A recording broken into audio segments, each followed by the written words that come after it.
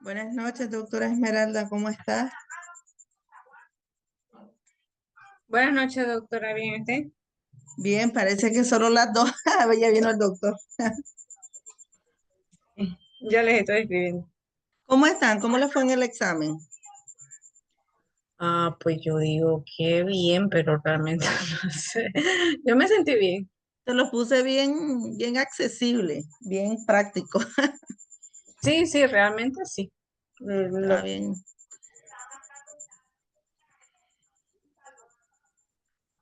¿Y usted, doctor Carlos, cómo lo salió en el examen? Bien. Hola doctora, buenas noches. Buenas noches. ¿No está de turno hoy?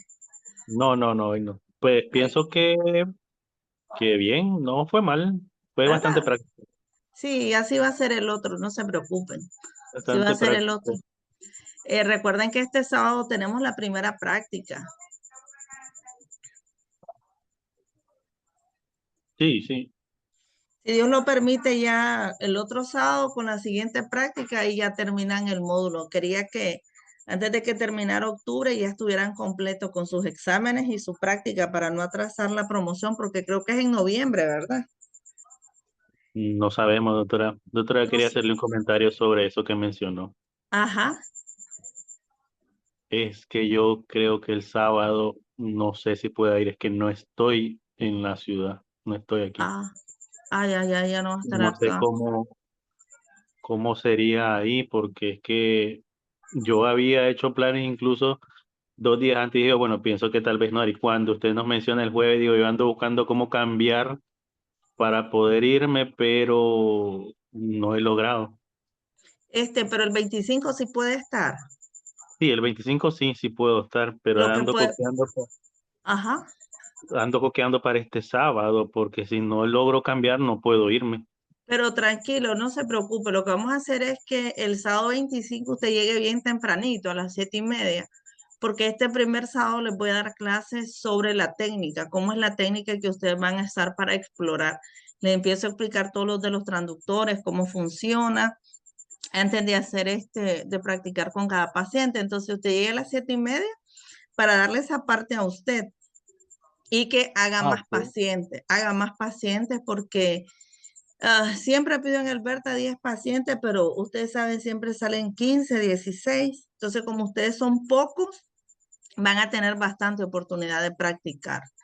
Entonces, Ah, ok. usted llegue antes para que usted haga varias pacientes. Una vez que ustedes agarren el entrenamiento, van a ver que lo más complejo es identificar según nos birran los nódulos. Por eso es que yo les he hecho tanto hincapié, porque cuando estén en la práctica y ustedes vean un nódulo, se van a acordar de todo, de la forma, de los bordes, de todos los hallazgos acompañantes. Entonces, una vez que ustedes vean un nódulo, ya lo van a saber identificar. Bueno, Ok. entonces, Muchas podemos gracias, hacer doctor. eso. Sí, lo que pasa es que el problema está en que no es que yo no le pudiera dar un sábado a usted, el problema es que como eso depende del Berta Calderón, ellos montan toda una jornada, ¿me entiendes? Y Sí, entonces como claro. hospital ellos son los que nos autorizan los 2 días, pero yo creo que así bien lo podríamos resolver. Y como le digo, tal vez, o sea, es que fue increíble. Yo haciendo todos los arreglos, creo que martes en la noche, dije yo, bueno, y cuando menciona yo, Dios, pero bueno, ya les No, mencioné eso. no se preocupe, y si tienen algún conocido que necesite también un ultrasonido de mama y la quieren llevar, bien la pueden llevar. Ok, perfecto, doctora. ¿Sí? Si tienen a alguien, mejor, entre más hagan, mejor práctica. Es para ustedes. Siempre hay alguna doctora que quiere que le hagamos un ultrasonido de mama, mejor todavía. No tengo ningún problema. Entre más ustedes practiquen, mucho mejor es. ¿Y cómo están? Por donde ustedes están, no ha estado lloviendo. Aquí hay una lluvia.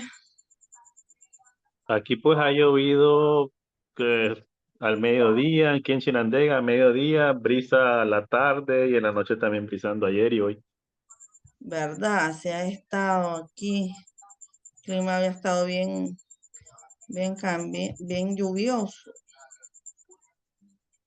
Bastante lluvia. Sí, porque parece que es parejo, porque en el norte igual, veo que llueve fuerte. ¿Verdad? Bastante. O sea, ya se quiere despedir el invierno bien. Bastante bien Eso de nosotros. Bueno, son las 7:05 de la noche. Por respeto a ustedes que fueron bien puntuales a la hora de conectarse. No sé si alguno de los doctores han tenido problemas, si están de turno con estos de las lluvias también para llegar a su casa, pero bueno, vamos a empezar para que ustedes puedan descansar porque ya es noche.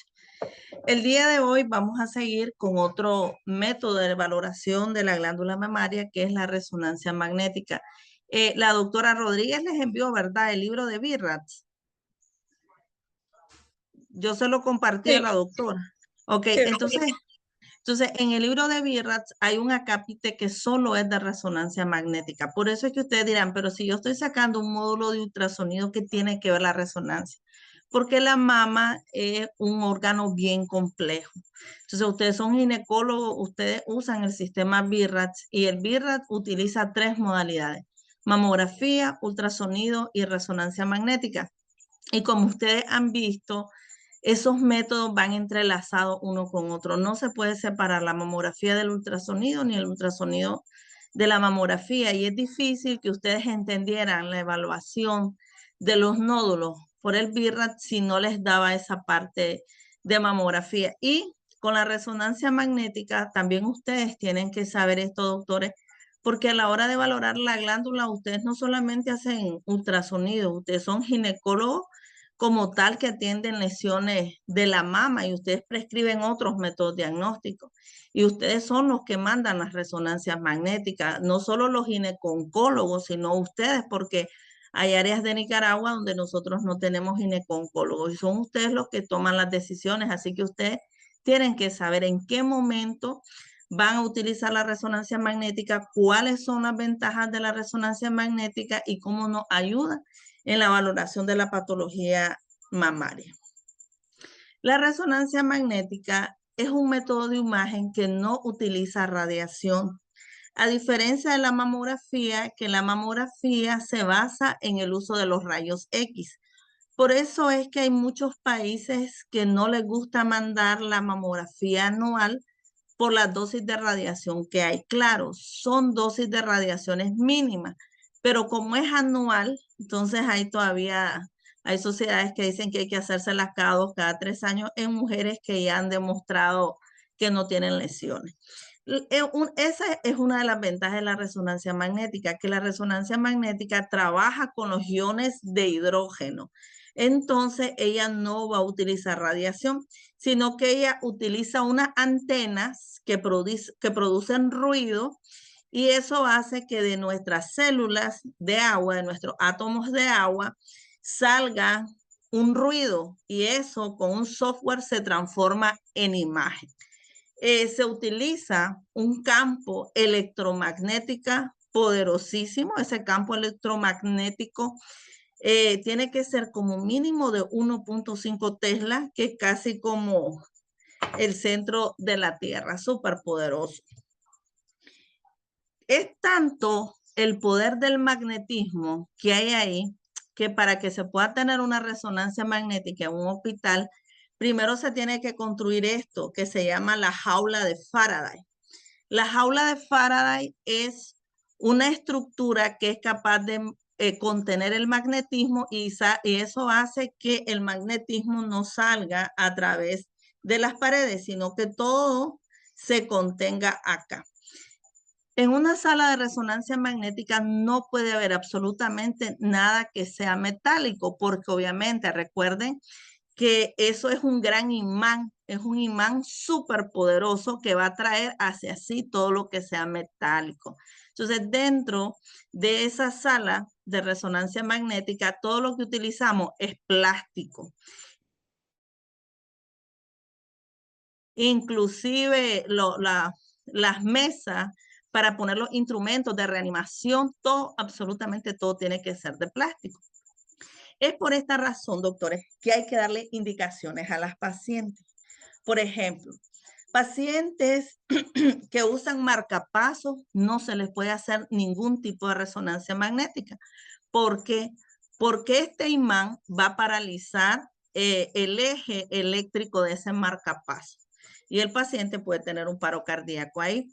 Si su paciente tiene un clip en el cerebro, si su paciente tiene clip que les dejaron por cirugía de vesículas, que a veces dejan grapa ahí, y tiene tiene algún tipo de placa por algún tipo de fractura que le hicieron, no puede entrar al resonador porque no es compatible con este.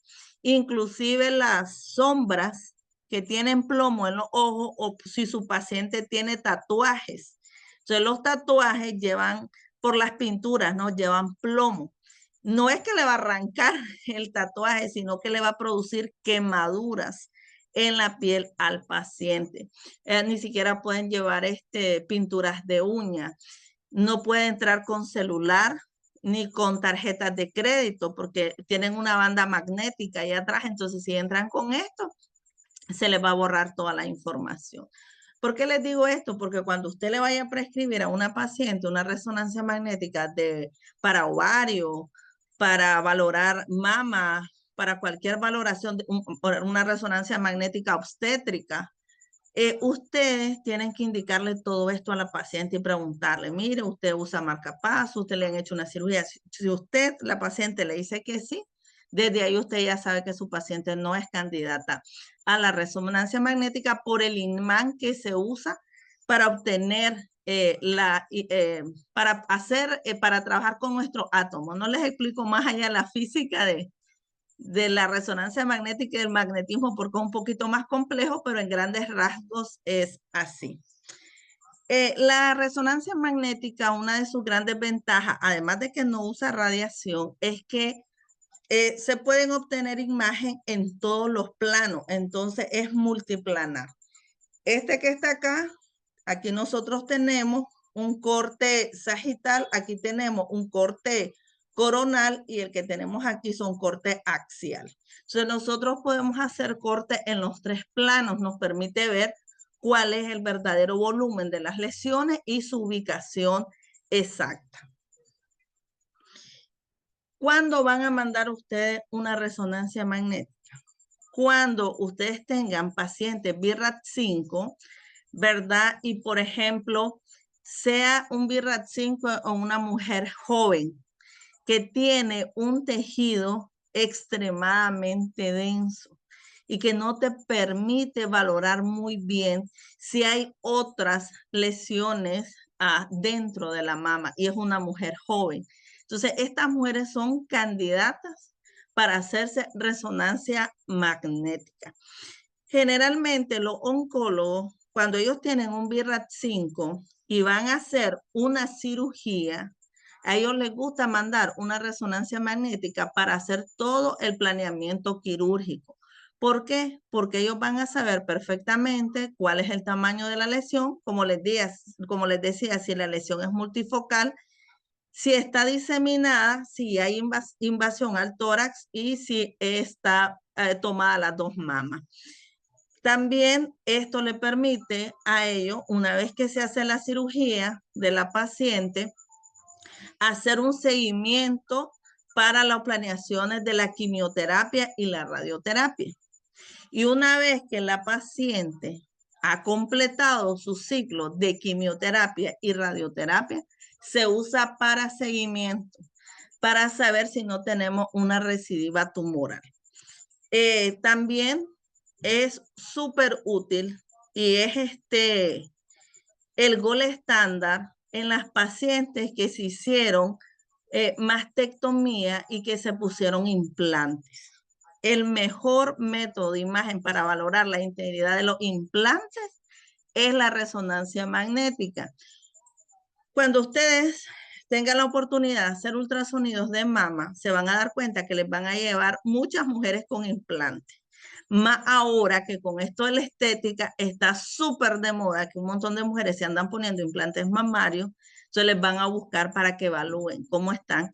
Y claro, en una paciente que le quitaste las mamas, usó implante y buscar implantes del cáncer debajo de ese implante, ¿verdad? Buscar depósito secundario debajo de ese implante no es lo mismo que una mama que está conservada. O sea, estas pacientes, su seguimiento tiene que ser por lo menos una vez hacerles resonancia magnética. Como les decía, cuando sospechamos de una recidiva tumoral, la ruptura de los implantes y cuando esa paciente tiene una cicatriz radiada y yo estoy sospechando y no me queda claro si realmente es una cicatriz radiada o es una recidiva tumoral.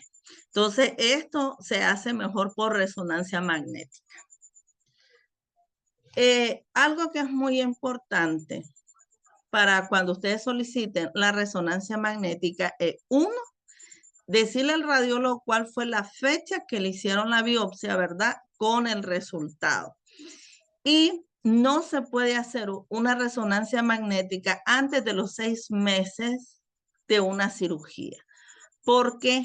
Porque ese tejido todavía va a tener cambio inflamatorio que se pueden confundir con un implante tumoral. Entonces hay que esperar que ese tejido cicatrice perfectamente y que ya no hayan reacciones inflamatorias a ese nivel. Y eso solamente se da después de los 6 meses de realizada la cirugía. También usted tiene que preguntarle a su paciente si está tomando terapia de reemplazo hormonal. Y si es así, la paciente tiene que suspender ese tratamiento por lo menos 2 meses antes de realizarse la resonancia magnética, porque eso estimula el tejido mamario y nos podría dar un falso positivo. También le tiene que decir a la paciente la fase del ciclo menstrual. Y lo ideal es que ella se lo haga del día 7 al 14. Después que la paciente se haya hecho radioterapia, tiene que esperar por lo menos 12 meses, o sea, 1 año, para poderse hacer una resonancia magnética por todos los cambios que yo ya les expliqué. Y decirle al radiólogo si tu paciente tiene factores de riesgo de cáncer de mama. Y también qué es lo que motivó el envío de la resonancia magnética. La resonancia magnética, doctores, no es un complemento. Si yo tengo una paciente con un nódulo sospechoso, yo no puedo decir, la voy a dejar BIRAT 0, sugiero complementar con resonancia magnética. Eso no existe. Se hace, usted pone el diagnóstico y si con ese diagnóstico todavía el oncólogo tiene dudas y todas las otras indicaciones que yo le expliqué, entonces se va a mandar la resonancia magnética. Y también tiene que compararse y enviarse, si es posible, el estudio, el ultrasonido o la mamografía con la que se hizo el diagnóstico para compararse con la resonancia magnética actual. Muchas veces, cuando se hace la resonancia magnética, se lleva a la paciente a hacerse ultrasonido para complementar los diagnósticos. Eso sí se puede hacer, ¿verdad? Pero no es que el que hizo la resonancia también va a poner BIRAT 0, complementar con ultrasonido. No, sino que si le están diciendo que es un quiste o algo, entonces para mayor seguridad él puede ver primero, antes de hacer la resonancia, me voy a ubicar, voy a comprobar si la doctora dice que la lesión está a la 1 hora. Obviamente, antes de ir a hacer la resonancia, la voy a ver por ultrasonido, porque a veces hay nódulos que no existen, que te dicen, la paciente tiene esto y cuando vas, pues no está. Entonces, generalmente se hace para comprobar. Hay elementos que son básicos a tomar en cuenta a la hora de hacer una resonancia magnética, cosas que ya son un poco técnicas, pero que ustedes las tienen que saber. Uno, el poder del imán del resonador donde usted mande a su paciente como mínimo tiene que ser de 1.5 Tesla. Y eso ustedes lo tienen que preguntar. Muchas veces se mandan los estudios sin saber el tipo de equipo que tiene el lugar donde nos están realizando. Y ahora que ustedes están trabajando con ultrasonido, ustedes se dan cuenta que no todo depende del examinador, sino que las cosas dependen del equipo con el que yo estoy haciendo. No es lo mismo que yo trabaje con un Voluson, con un Philips, que son los que nosotros los radiólogos usamos, o con X marca, ¿verdad? No voy a hacer publicidad, a trabajar con un equipo baratito de mínima calidad. O sea, eso va a tener que ver con la calidad de la imagen. Y yo puedo ser Yo puedo tener mucha experiencia, yo puedo ver bien mis lesiones, pero si el equipo no me ayuda, ustedes ya saben lo que significa eso. Eso viene en disminuir la calidad de la imagen. Lo mismo pasa con el resonador. Si el resonador donde yo estoy enviando a mi paciente no tiene tanto poder, pues entonces la calidad de la resonancia magnética no va a ser tan buena. Por eso es que se le pide que por lo menos el poder del imán sea de 1.5 Tesla. Segundo, así como para el ultrasonido de mama se hace con un transductor específico, que es el transductor sectorial o lineal, igual. El lugar donde usted manda a su paciente podrá tener un resonador de 1.5 Tesla, pero si no tiene la antena es como el transductor, por decirlo así, con el que se hace el estudio, pues no se puede hacer. Y si en el lugar vienen y agarran otra antena, digamos una antena, y se la quieren poner ahí, no va a funcionar. Una antena de abdomen se la quiere poner en mama, pues no va a funcionar. Entonces va a tener un estudio de mala calidad. Siempre, por favor, envíele a su paciente una creatinina. Toda resonancia de mama sí o sí es contrastada. Y el contraste que nosotros utilizamos en resonancia magnética es gadolíneo. Y el gadolíneo es una sustancia paramagnética que en los estudios se ha reportado como reacción adversa la fibrosis quística a nivel de los riñones. Entonces, si su paciente es una paciente que ya tiene problemas renales, no es aconsejable hacer una resonancia contrastada. Entonces, por eso es importante que usted le mande la creatinina a su paciente. Como les explicaba antes, no portar ningún dispositivo metálico. Y está contraindicada lo que les decía en los pacientes con marcapasos, con clip o marcadores que no sean compatibles con el resonador. El único metal que es compatible con el resonador es el titanio. Solo que tengan prótesis de titanio y eso son las únicas que pueden entrar ahí al resonador. Recuerdan que cuando estudiamos ultrasonido, había léxico básico del ultrasonido, la ecogenicidad, por ejemplo. Y cuando en mama usamos el léxico, hablamos de densidad. En ultrasonido yo digo que un tejido puede ser anecoico, hipoecogénico, hiperecogénico, isoecoico o isoecogénico, como ustedes le quieran llamar. Esas son las 4 densidades que existen. En la resonancia magnética también existe un léxico que nosotros usamos y las lesiones solo pueden ser de 3 tipos. Hiperintenso, que es lo que está acá, que es el líquido cefalorraquídeo. Siempre en resonancia magnética hay 2 tipos, ¿cómo podría explicar? Hay 2 tipos de colores, por decirlo así, básicos. Nosotros le llamamos estos que nosotros tenemos señales. Hay 2 tipos básicos de colores que sean el T2 y el T1. Esas son secuencias de resonancia magnética, así se llaman secuencias de resonancia magnética, pero para que usted lo entienda, es que este tipo de señal, yo voy a ver el líquido cefalorraquídeo en negro. Entonces, cuando usted le manden y les digan, esta es una resonancia magnética ponderada en T1, ¿qué significa eso de T1? Significa que las imágenes, ese doctor está viendo todo lo que es líquido en negro.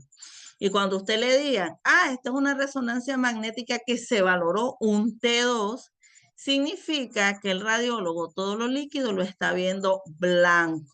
Entonces, eso es muy importante porque si yo aquí tuviera un nódulo en el cerebro y ese nódulo estaría de color blanco, entonces yo perfectamente puedo decir que es un quiste en el cerebro.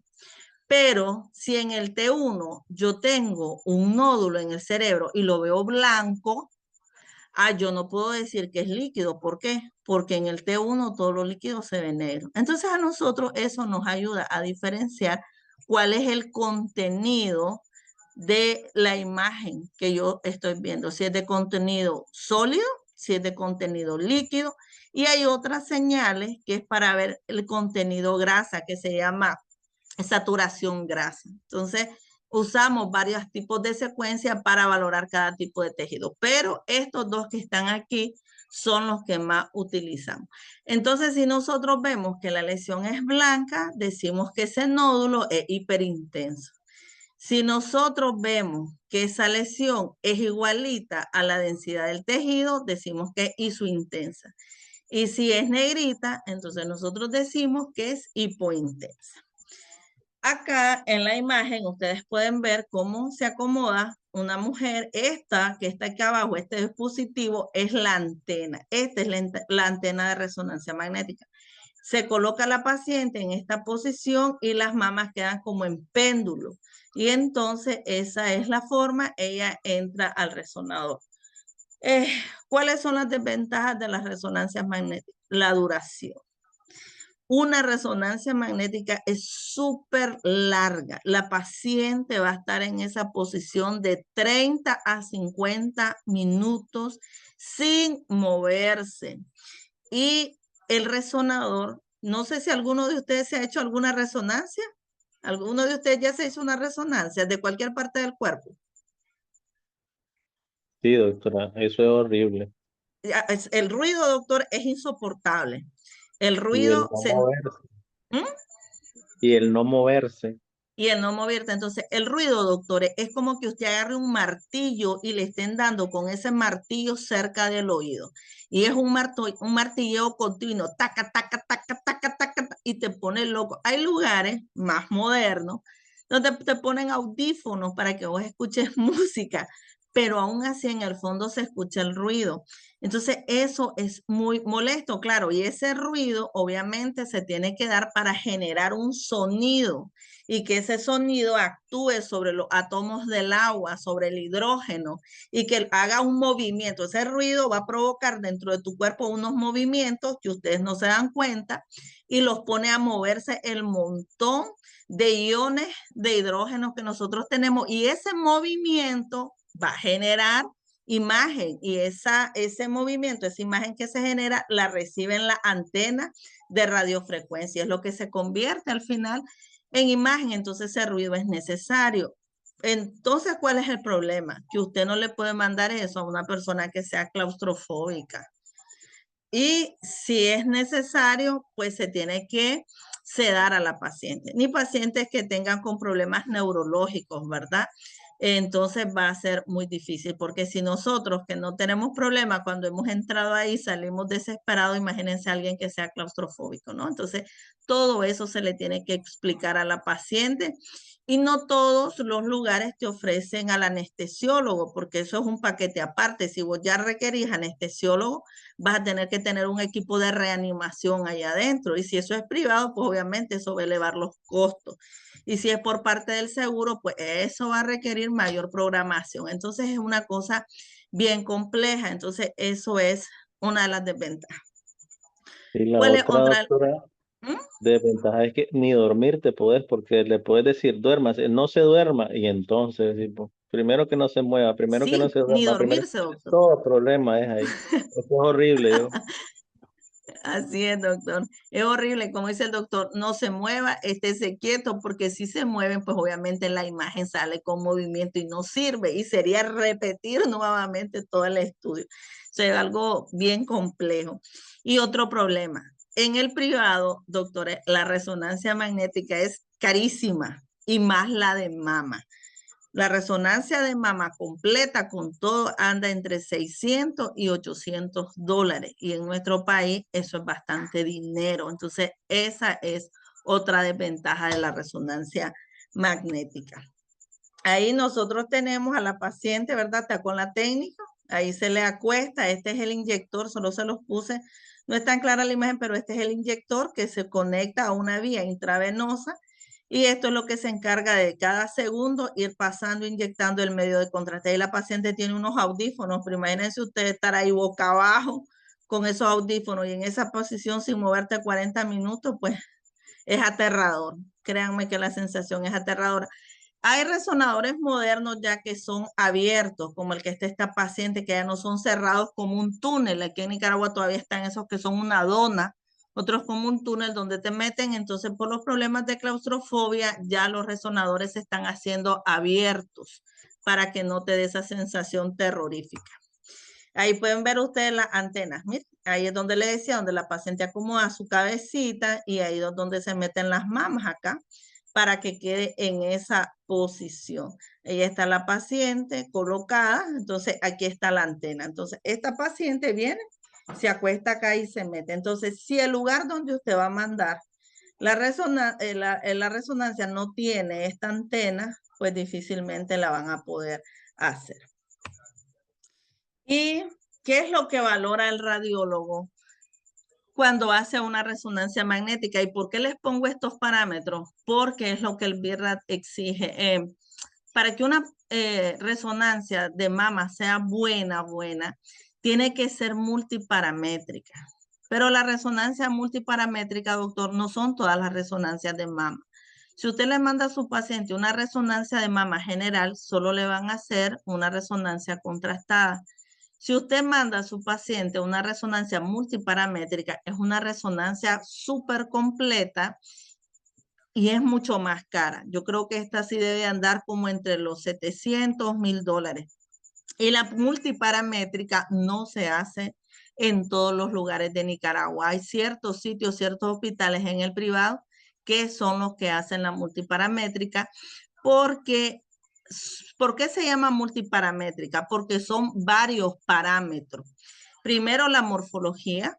Van a describir y van a ver cuál es la forma que ese nódulo tiene. Segundo, va a ser contrastada, pero no solamente es poner contraste, es hacer unas curvas donde se ve cómo las células van absorbiendo y eliminando ese contraste, y esas curvas se llaman curvas de perfusión.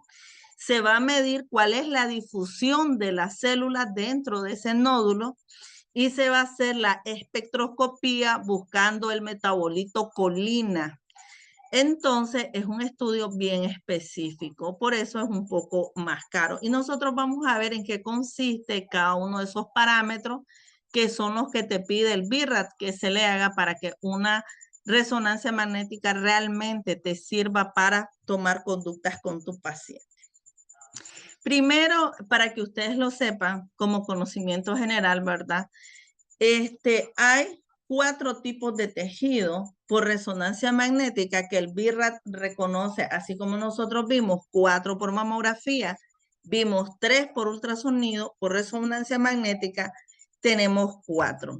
Y aquí en la imagen vamos a ver el primero, que es tejido adiposo casi en su totalidad. Entonces, aquí en la secuencia de imagen que nosotros tenemos acá, vemos que aquí está la mama, aquí está el pezón y aquí nada más tenemos un poquito de tejido fibroglandular. El resto es un fondo negro. Entonces, acá podemos decir que todo esto negrito que está acá es grasa. Entonces, se dice, este es un tejido adiposo casi en su totalidad. El otro que nosotros tenemos aquí es el tejido fibroglandular disperso. Y entonces aquí tenemos la mama, tenemos el pezón, aquí está el músculo pectoral, detrás, por ahí anda saliendo un poquito el corazón. Y aquí nosotros tenemos, miren, el tejido fibroglandular. Entonces ya podemos decir que este es un fibroglandular disperso. Y aquí lo mismo, ¿verdad? Aquí tenemos la piel, el pezón, y miren, ya hay mayor cantidad de tejido mamario. Entonces nosotros ya decimos que este es un tejido fibroglandular heterogéneo porque todavía hay unos parchecitos ahí que se nos están metiendo de grasa. A ver. Perdón, este era el fibroglandular heterogéneo y este que les puse aquí era el tejido fibroglandular casi en su totalidad. Y aquí vamos con la forma, la morfología de los nódulos. ¿Y cuáles son los que el BIRAD da? Yo aquí les puse este dibujito para que ustedes más o menos, los microlobulados, miren, que se ven más o menos así de esta forma. Entonces aquí nosotros tenemos un microlobulado. Y los regulares ospiculados, que pues ya también los veíamos por ultrasonido y resonancia. Y ahí están, miren, los bordecitos espiculados, que se ve como los que están acá. Estos tienen un valor predictivo positivo del 84 al 91% de malignidad en la resonancia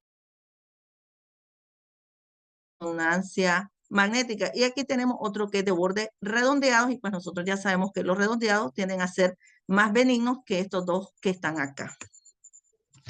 Aquí, en esta imagen, aquí tenemos el pezón, la piel, aquí tenemos el tejido mamario, pero a pesar de que es una mama con un tejido heterogéneo, sí se pueden ver aquí un realce que es mucho mayor que el tejido mamario. Y aquí vemos esta imagen, miren, estos nódulos espiculados. Entonces, esta paciente tiene dos nódulos, uno en la mama izquierda y otro en la mama derecha. Y el de la mama derecha, pues ya vemos la forma que tiene. Entonces, ya nosotros sabemos que esta es una lesión que orienta a la malignidad con solo la forma que se nos da. Otra cosa que nosotros valoramos es cómo es el realce a la administración del medio de contraste.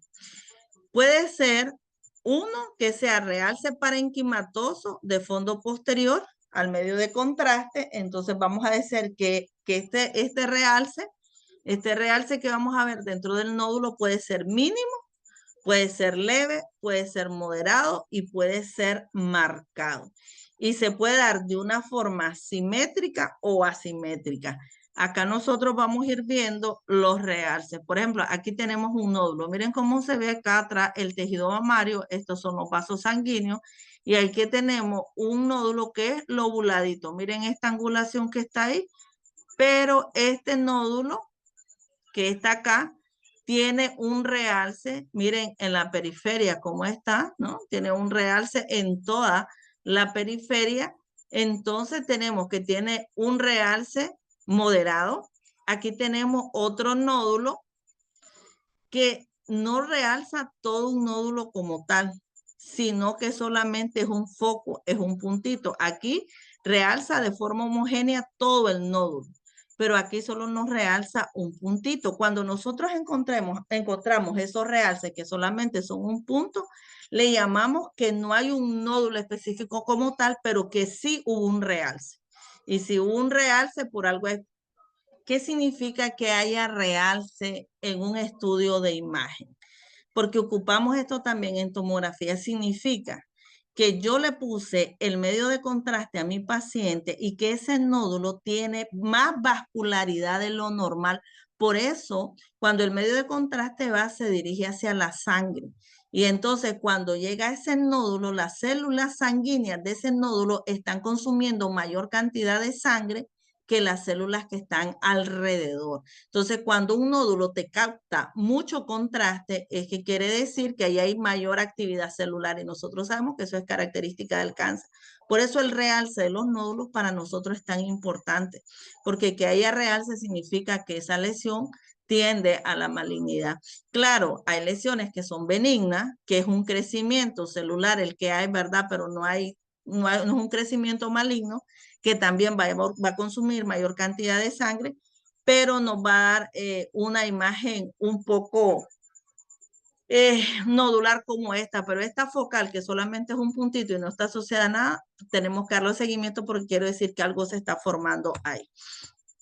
También podemos tener realce lineal. ¿Por qué? Porque el cáncer de mama no solamente son nódulos. Recuerden que también habían calcificaciones, aquellas calcificaciones lineales, ramificadas, segmentarias que yo les pregunté en el quiz.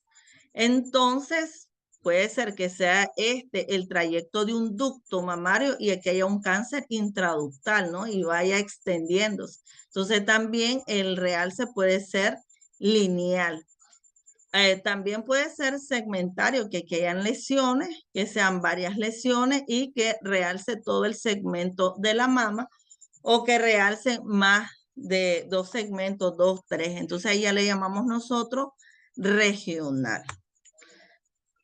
Ahí nosotros, como les decía en el otro nódulo, si era el realce homogéneo, si el realce heterogéneo, o sea, heterogéneo es que no realzó todo el nódulo como el que yo estoy viendo acá, y si tenemos el realce anular. Le llamamos anular porque tiene forma de anillo, y ahí donde está apuntando la flechita. Entonces aquí tenemos el tejido mamario, y en medio del tejido mamario tenemos estos nódulos. Entonces que tenga un realce positivo el nódulo, pues ya nosotros nos da mucho que pensar. Y el análisis de perfusión, que es diferente a decir que si hay o no hay realce. Por ejemplo, esto que les acabo de enseñar a ustedes, esto es de una resonancia normal, de una resonancia contrastada nada más. Yo pedí una resonancia magnética de mama, toda resonancia de mama es contrastada, entonces vinieron y le pusieron contraste, ellos me van a decir, tu lesión presentó una captación del medio de contraste y esta captación fue del tipo nodular o fue del tipo lineal y fue homogénea, heterogénea o en anillo. Que me reporten eso, que haya captación del medio de contraste, eso no significa que me estén dando un análisis de perfusión. El análisis de perfusión es medir a qué velocidad este nódulo captó contraste y a qué velocidad este nódulo eliminó el contraste. Y entonces para eso utilizamos estas curvas. Y esta es la fase inicial. ¿Y qué es lo que se mide? Después que se le inyectó el contraste a la paciente, ese nódulo empezó a captar contraste de una forma lenta. O en la fase inicial, ese nódulo captó contraste de una manera intermedia. O si una vez que le pusiste contraste a tu paciente, se vio que ese nódulo inmediatamente se puso blanco. Entonces decimos que es una fase inicial rápida. Y posterior a la aplicación del medio de contraste, vimos que la lesión que captó lento, inmediatamente se lavó. Entonces, que ya yo le puse el contraste, costó que captara contraste, pero después cuando yo hago el control, ya ese contraste se lavó. Puede ser que tenga otra, que fue su captación intermedia, pero se mantuvo con ese contraste estable. Entonces decimos que tiene un comportamiento en meseta. Y hay otros nódulos que captan rápido y se mantienen persistentes y más bien captando más y captando más y captando más. Y en el tiempo que le hicimos la resonancia magnética, ese nódulo nunca se lavó. Ahora, ¿qué quiere decir ese comportamiento? Ese comportamiento nos va a dar unos tipos de curvas que cuando a usted le reporten, ok, esta es una resonancia multiparamétrica y la curva de perfusión que el nódulo mostró es una tipo 1A, que fue de esas que captaron rápido y se mantienen captando. La tipo B se mantuvo rápido, fue captando y al poco tiempo ya fue incrementando un poquito más. Y el 64% son esas, captó rápido y se me mantiene en meseta. Esa es la tipo 2 de Plateau. Y la otra es la que captó rápido y fue disminuyendo en el tiempo. Estas dos, si a usted le reporta, lo que ustedes tienen que saber como radiólogo, porque yo sé que esto es bastante técnico ya de decir usted, la doctora nos está dando, pero es para que entiendan cuando a ustedes les llegue un reporte y más o menos se ubiquen qué es lo que el radiólogo está valorando. A usted, doctor, lo que le tiene que preocupar es que le reporte que en la perfusión le lleve la curva tipo 2 de Plateau o una washout, que la washout es la tipo 3 y esta es la peor de todas. Entonces, si el radiólogo le reporta en la perfusión, tu nódulo muestra una curva washout, doctor, un 87% de probabilidad que sea maligna. Y la Plateau tiene el 64% de malignidad, por eso la perfusión es bien importante. Entonces, porque tenemos estas dos que son las que a nosotros nos tienen que preocupar. Y acá yo les puse esta foto para que ustedes entiendan un poquito qué es lo que se mide en la densidad, que la densidad es otro de los parámetros. Acá nosotros tenemos una célula, yo les puse a esta persona que está representando una célula que está en esta piscina. Si esta persona se quiere mover en esta piscina, lo puede hacer con total libertad. Él se puede ir de un lado para el otro, se puede ir de aquí para allá, porque no hay nadie prácticamente con él en el agua. Pero ¿qué pasa en esta otra piscina? Que está full de gente. Si este que tiene ese flotador rosado quisiera llegar a esta orilla, le va a llevar muchísimo más tiempo que a esta persona. ¿Por qué? Porque hay demasiada persona ocupando su espacio. Entonces, la capacidad de difusión no va a ser la misma. Esta célula que está aquí no va a poder hacer su difusión como lo hace esta célula. Y esto pasa en el cáncer. Como el cáncer son tantas células malignas en crecimiento, la capacidad de difusión de las células está disminuida por el crecimiento y la ocupación del espacio que hay, mientras que en lo benigno las células no se encuentran de esa forma. Entonces, más o menos eso es lo que mide la resonancia magnética, la capacidad de difusión celular. Y entonces nosotros vamos a tener unos mapas ADC, así se llama la difusión en resonancia magnética. Entonces, el tejido fibroglandular va a tener un valor normal. O sea, el tejido mamario, tejido fibroglandular, ¿verdad? El tejido mamario tiene un valor ADC de 1.5. Ese valor ADC puede llegar hasta 1.79 o menos 1.21. Entonces puede ser de 1.5 más o menos 0.29. Eso es el valor normal. En las lesiones benignas, esa difusión se me puede subir hasta 1.41 más o menos 0.56. En el cáncer ductal infiltrante, la difusión disminuye. Yo lo que les decía era acá, la capacidad de difusión de las células disminuye en el cáncer. Entonces, este valor va a bajar hasta 0.89. Y eso hasta ahí sería perfecto. ¿Cuál es el problema? Que el cáncer ductal in situ y el ubulillar han mostrado valores ADC de 1.17.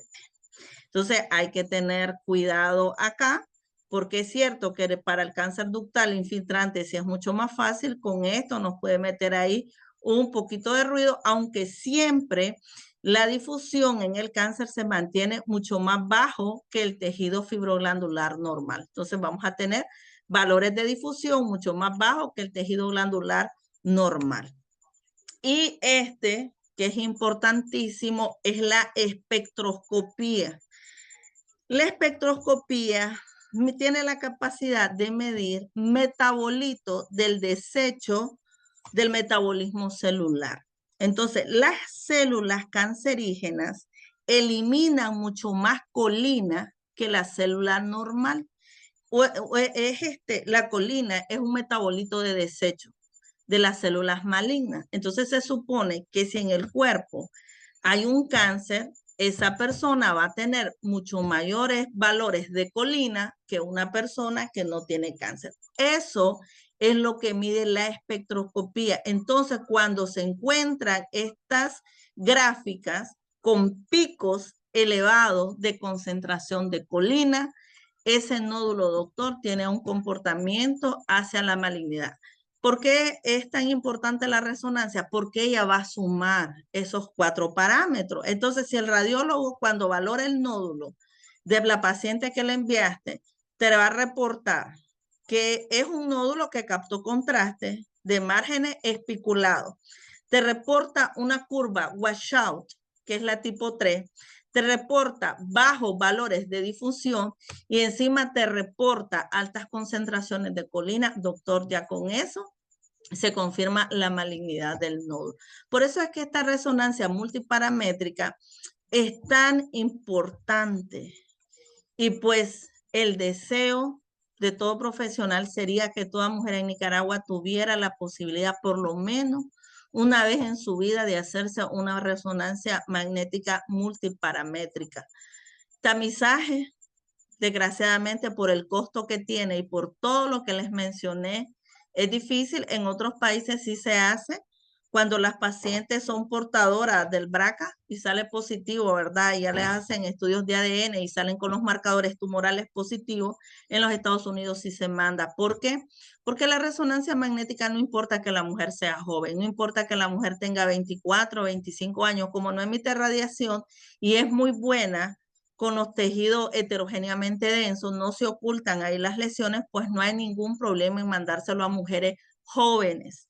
Si usted tiene una paciente que su mamá es portadora de cáncer y si tiene una hermana con cáncer y esa paciente tiene como pagarse un estudio de resonancia magnética multiparamétrica, ni la piensa, doctor. Mándesela, porque es lo mejor del mundo para hacer screening.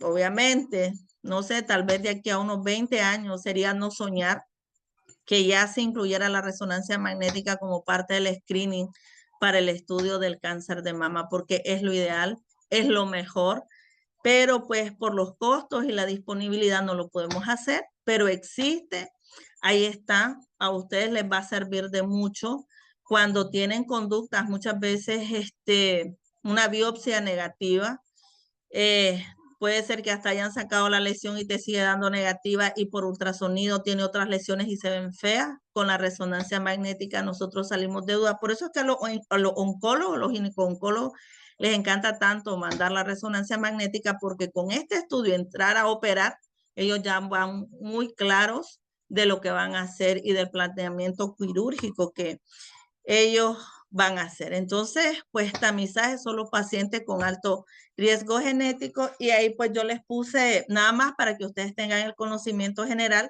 así como el BIRRA nos da categoría con ultrasonido y con mamografía, aquí también vamos a tener categoría 0, categoría 1, categoría 2, 3, 4, 5 y 6, ¿verdad? Y pues esa sería la clase del día de hoy. ¿Dudas? ¿Preguntas?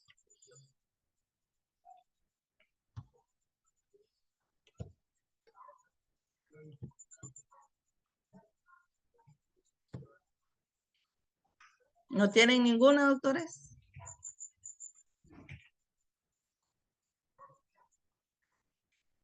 ¿No hay? No, es que yo me incorporé tarde, pero a pesar de eso, pues pude copiar algo de lo que, desde que pues entré. Ok, está bien, doctora, cómo no. Entonces, pues si Dios lo permite, doctores, el jueves tenemos la siguiente clase y el sábado la práctica, ¿verdad? El sábado nos vemos para hacer la práctica de ultrasonido en el Hospital Berta Calderón. A las 7:30 yo ya voy a estar por allá. Y pues cualquier duda me tienen a la orden. Cuídense mucho, muchas bendiciones para ustedes, su familia y que descansen. Buenas noches, doctora. Buenas noches, doctora. Buenas noches, buenas noches.